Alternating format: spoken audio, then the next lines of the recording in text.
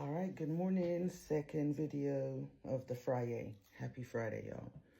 I want to do this video because it's story time, right? This year, like I've told y'all, this year 2025 has been a year where I've understood things. I got enlightened. And you know what enlightened me? Narcissistic abuse. Okay? I saw it so clearly this year in my life, and it's probably because the narcissistic abuse that I saw was directed towards my child. I think that's what made me able to see it where I could never see it in life before, even though it's everywhere, right? So I keep telling y'all that narcissistic abuse can be in platonic relationships. Maybe some of y'all know that. Maybe it was just me that was naive, okay?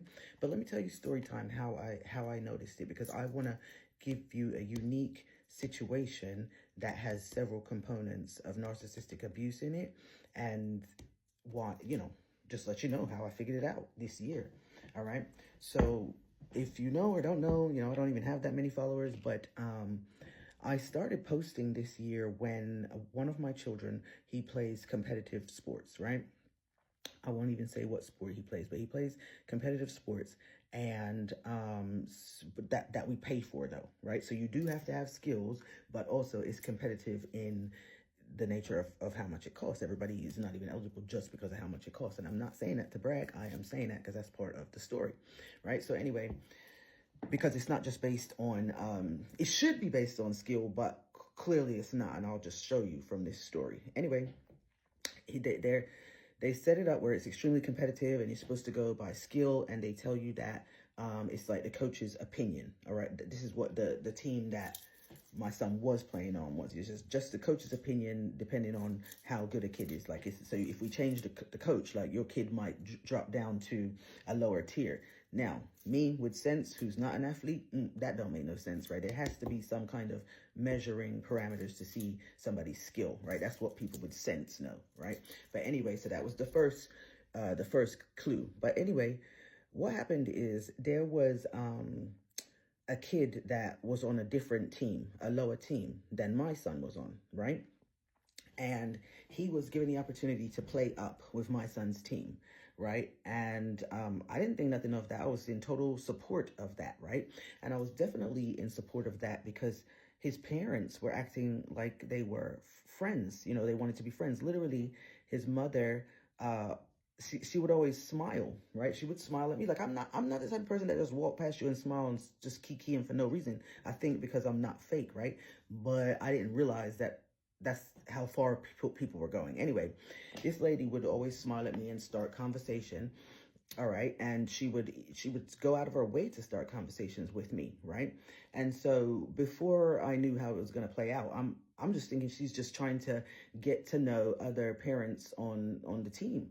And also, so I would say encouraging things to her about her son and him playing. Like I said, he was on the lower team. One time I was encouraging this lady and her husband, who's the dad of the other child, walked by, and I seen him look and do one of these, like that, right? Like to me. But so I noticed it, but I didn't know what that was about. So anyway, we're all on the same team and everything like that. The kids are on the same, they're not on the same team, but this one, the kid, like I said, he got to play up, right? And the mom's smiling at me and I'm encouraging her kid. And this lady also, she dresses cute to come to the games, like, because I'm bringing this up because this is part of the distraction. You never know where the distractions are going to come from. Like, so she dresses cute, she'd wear crop shirts and stuff like that. She's curvy, you know what I'm saying? I'm a female and I'm saying this, like, but she knows how to use her charm. All right. So anyway, so she's smiling at me. She's talking to me. She's asking me questions about my husband, what he's doing, what he knows, if he knows how to play soccer, this, that, and the third, right? Doing all kinds of things to make me shrink back, right? Because basically comparing me to her husband, who was playing soccer during the half times on the pitch, right? She's asking me why my husband is not out there playing, right? So that's making me look back at my family like, is something weird? Are we not good enough to be here on this competitive soccer team, right? But at that time, I'm still just watching, right? So anyway, like I said, the kid got to play up once or twice, and then it because I'm thinking me and this mom are friends. Like I think I added her on Facebook, or maybe she added me. I don't even know, because I don't add that many people. She might have added me up as part of her plan. But anyway, to get to know me and stuff like that. Anyway, we took our son to the UK to get some European soccer practice, right? From people that we know and trust. So we did that. And of course, this lady, because she's friends with me on Facebook, she was able to see that, right? So then after that, I guess they got more scared and saw my son as a threat, because they started really acting up, okay? One day I saw on Facebook that it was the player's birthday party, right? He had a birthday party, and I just pressed like, happy birthday or whatever. My son wasn't invited, but I really didn't think anything of it, right? But then when I went to drop my son off at practice that same day that I saw that post, I noticed that the birthday party was actually the same day as practice. And I noticed that because all the kids showed up at practice wearing the same shirt that they had on at the kid's birthday party. And while I'm dropping off my son to the practice, and there's he doesn't have a shirt. So of course I'm thinking that, like, I'm confused now, and this is exactly how narcissistic abuse works, right? So because now I'm in the car with my kid, right? And we obviously, we know we're excluded and left out, because he's like, no, he wasn't invited to the party. He sees all of the team jumping out together. And I'm thinking, I thought me and this lady was friends or whatever. So, kind of friends at least. So I wind down the window and I say, happy birthday to the kid, because, like, what else am I going to say? I have manners and it's his birthday. Even so, I just had to tuck away the fact that I feel away because you excluded my child, right? So then, but then, I was always taught you can't force anybody to like you or anything like that.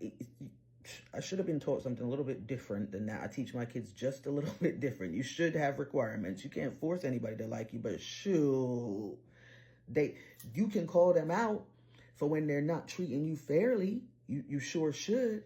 So anyway, they had the party, and then the next week, this kid is coming from the next week at the games. This kid is invited again to play up while my son is on the bench. My son, who was already on the higher team, he's on the bench so that this kid from the lower team can play. So the parents obviously threw a party so that they could do some networking with their child and let him make a bond with other kids on the team that he wanted to be on. And at the same time, excluded my child, causing him to miss out on opportunities and sit on the bench, right? So the narcissistic tactics of abuse that were involved in this, right? Love bombing, believe it or not, right? So coming up to me and saying hi to me and acting like you want to be friends with me when really you just want to study what's going on with my child, that's love bombing. You're distracting me by acting like we're going to be friends. With the whole distraction, your whole outfit and everything at the games, it's a distraction, and it's love bombing. It's something to make people's dopamine go up, right? So, and then for you to just take it down, with no warning by throwing a party and not inviting my child. All right. So anytime that somebody is hijacking somebody's dopamine, making them feel good and bad at their will, that is narcissistic abuse, first of all, right? Not only that, I don't know how much this lady really cares and really wants her child to be a star of anything, but her husband, his father, it's very telling. He is very, very wants this kid to be doing well. So then that means that if his wife is planning a party for the child, but she invites certain people and don't invite certain other people, and she doesn't tell her son that that's not really the best way that you really network and, connect with a group, then she's a flying monkey for her husband. So the narcissism that's going on in some other family literally will leak out. It will leak out of that family into and onto other people. So, like I said, in this particular story, the love bombing, moving the goalpost, belittling, exclusion, draining of resources, because while this kid was playing in my son's spot, my son was sitting on the bench while me and my spouse are paying for him to play this competitive soccer. And it's not cheap. Go look it up, right?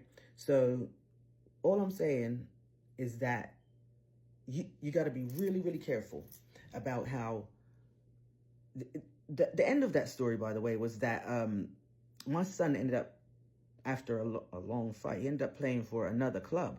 That whole club and the team that they had there, it dissipated, because if narcissistic abuse gets exposed, it's self-limiting as well. So that's why I teach it, all right? I teach how to identify narcissistic abuse, no matter how subtle it is, because it can be extremely subtle and have profound negative impact. And I do mean profound and generational negative impact. And so that's why I teach people how to identify it. Like I said, I'm a psych nurse practitioner, and a lot of the people that come to me as my patients, they come to me and really they are oppressed, not depressed, all right? So I end up taking them off of medications and de-diagnosing them. I end up validating them and then showing them what supplements they use. And sometimes they do get medications as well to help them function in their life, because the people have been gaslighting them that are surrounding them. And so they really haven't been able to figure out why they're not thriving. But I have a community called Clock It Academy on Skool.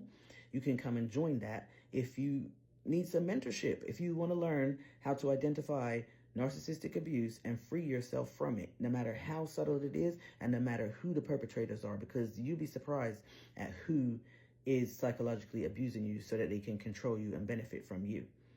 I hope that story helped. Like I said, check out the link in my bio for my school, my academy, where I teach this, all right? I hope you guys have a good weekend.